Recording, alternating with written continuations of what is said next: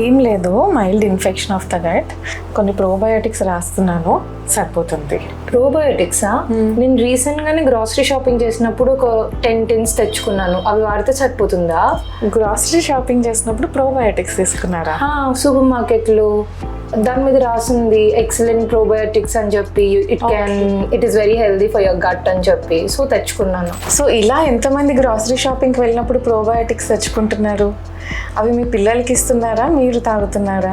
ఎప్పుడైనా వాటి కాంపోజిషన్ చూసారా? సో ఇప్పుడు నెక్స్ట్ టైం మీరు అవి కొన్నప్పుడు ఒక్కసారి వెనక్కి తిప్పి ఆ బాటిల్ని, అందులో ఇంగ్రీడియంట్స్ ఏంటో చూడండి. 1 or 2 స్ట్రెయిన్స్ కన్నా ఎక్కువ బ్యాక్టీరియా ఉండవు. ప్రోబయోటిక్స్ అనేవి ఎప్పుడు ఏది అవసరమో మల్టిపుల్ స్ట్రెయిన్స్ ప్రిస్క్రైబ్ చేయాలి. అండ్ మోస్ట్ ఇంపార్టెంట్ థింగ్, అందులో ఎంత షుగర్ ఉందో ఎప్పుడైనా చదివారా? Minimum 10 to 11 grams of sugar ఉంటుంది. సో దానివల్ల అదేదో హెల్దీ డ్రింక్ అనుకొని ట్వైస్ థ్రైస్ అంతకన్నా 4-5 times తాగే వాళ్ళు కూడా ఉన్నారు.